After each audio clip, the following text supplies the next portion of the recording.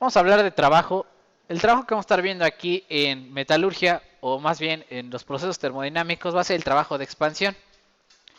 ¿Qué es el trabajo de expansión? Bueno, cuando tengo una frontera móvil en el sistema y debido al calor o debido al calentamiento, la presión del sistema aumenta. Y esto va a provocar que el volumen del sistema se modifique.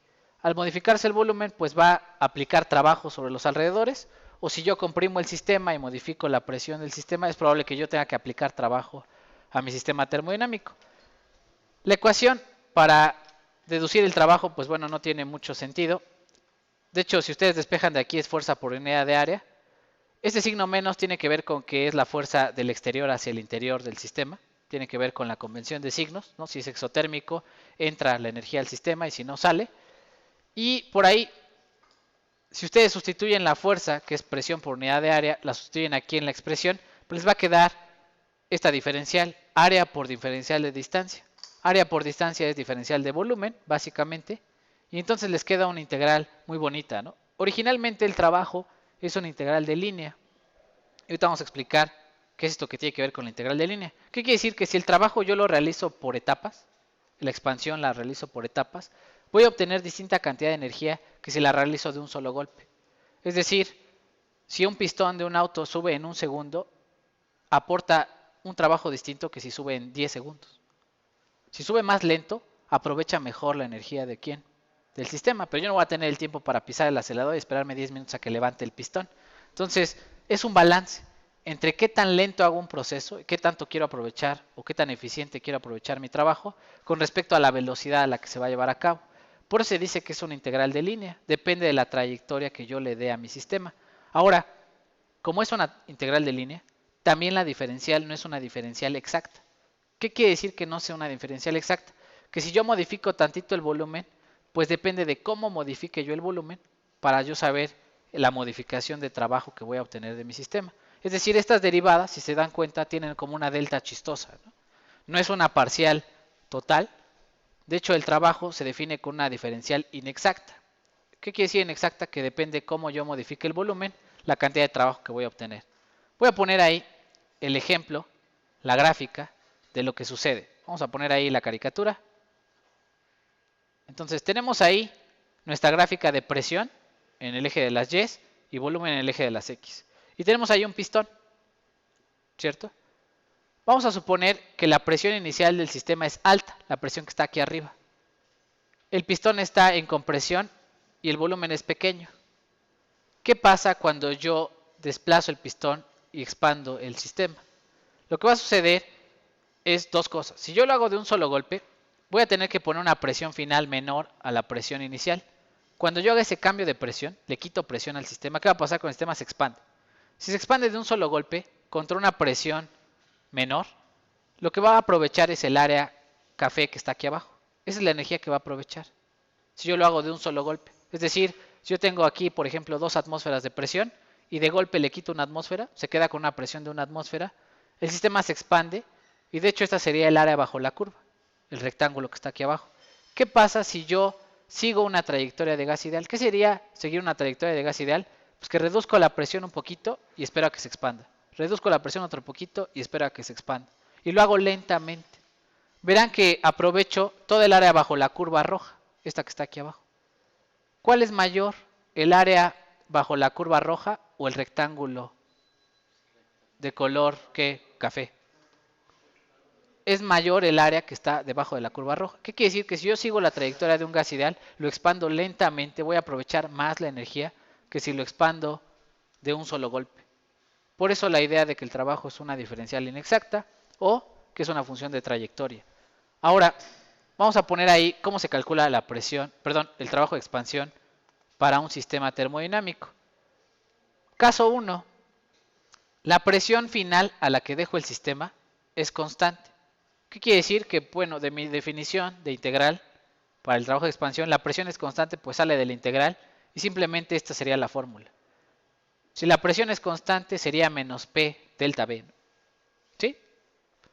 Por supuesto, las unidades, si le pongo presión en atmósferas y volumen en litros, serían litro-atmósferas. Y hay que hacer la conversión a joules.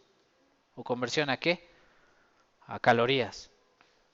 Ahora, caso número 2. ¿qué pasa si la presión es el vacío? O sea, si no le pongo nada de presión al pistón para que se expanda. O sea, tiene una presión de 2 atmósferas, le quito toda la presión y dejo que se expanda contra el vacío. ¿Cuál es el trabajo que puedo aprovechar si la presión vale cero? Cero. Si yo no le pongo nada de contrapeso, no voy a poder aprovechar el trabajo que realice el sistema.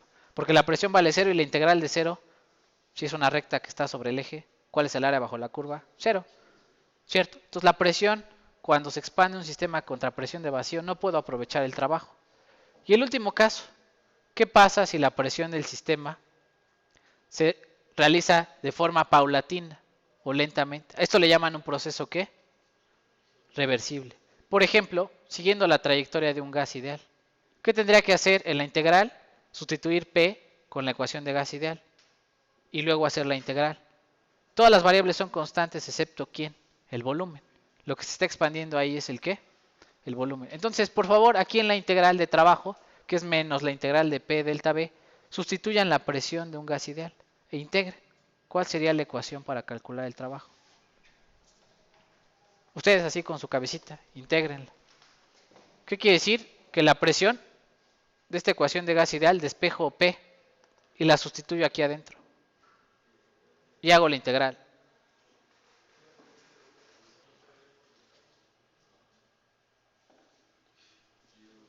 ¿Cuál es la integral de 1 sobre volumen?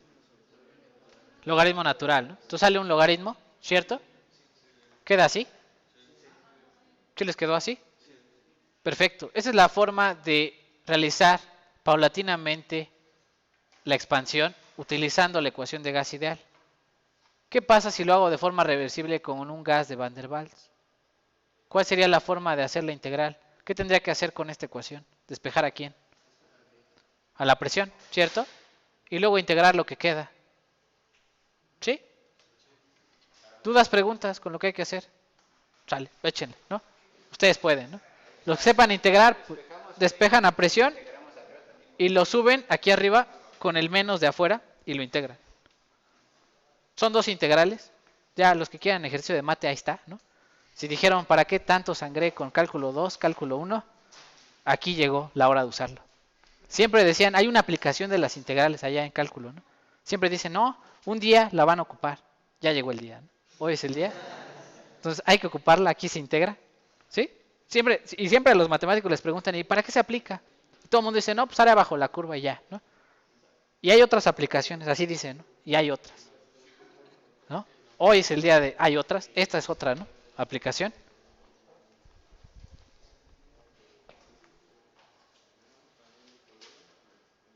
Una de las integrales es menos 1 sobre b cuadrada. Esa está sencilla, ¿no? O sea, porque este término, el segundo término, cuando lo despejo pasa restando, ¿no? Y le sale la integral de 1 sobre b cuadrada. Esa está sencilla, ¿va? Pero el otro, pues hay que hacer un, ¿cómo se llama? Sustitución simple. U es igual a lo de aquí abajo, ¿no? Lo que queda dividiendo. Y luego ya hacen du y ya sustituyen, hacen su cambio de variable simple y les queda la integral, ¿no? Voy a dar ahí unos minutitos para que lo hagan. ¿Va? Ya sé, no es clase de mate, es para que refresquen. Llegaron apenas de las vacaciones, ¿no? Que llevamos ni una semana, ¿no? Sí, ya 3 días, ya despierten, ¿no? Ni modo. Un minutito, ya, para que no se diviertan tanto con esto.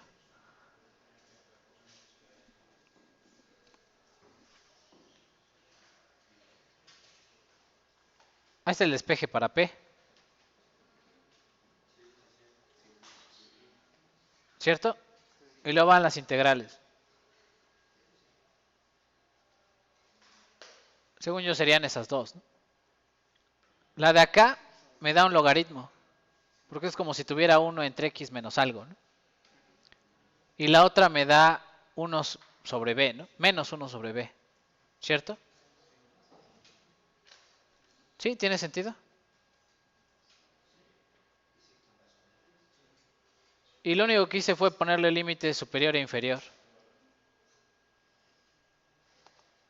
Esa era la difícil, ¿no? La del logaritmo.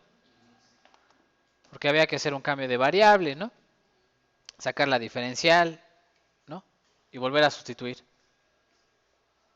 Ok, dice por ahí, ¿y qué pasa cuando tengo datos numéricos? Suponemos, tengo presión y volumen para un sistema.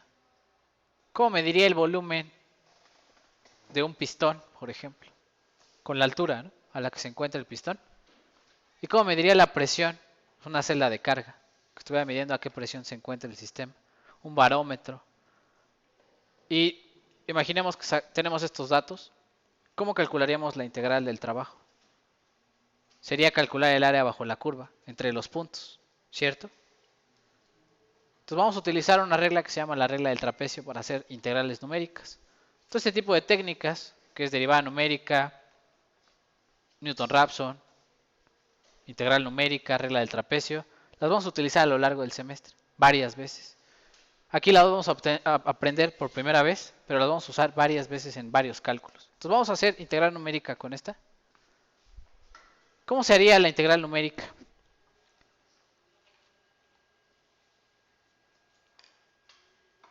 Ok, apunten la ecuación de la regla del trapecio. La regla del trapecio dice, ok, vas a tomar la suma de f de b más f de a, la vas a dividir entre 2. Es como si fuera el promedio de alturas entre los dos puntos. Y luego la vas a multiplicar por el intervalo o la distancia que hay entre un punto y el otro, que es b menos a. Y de alguna forma eso me da un rectángulo. La base por la altura. La altura es el promedio de las alturas entre los dos puntos y la base pues es la distancia entre un punto y el otro. Con eso vas a calcular cada trapecio, cada área bajo la curva entre un punto y el otro. ¿Y qué vas a hacer al final para obtener el área total? La suma de todos los ¿qué? Trapecios. ¿Sí? Entre cada par de puntos calculo una regla del trapecio y luego sumo los trapecios y voy a obtener ¿qué? El resultado final. ¿Cierto?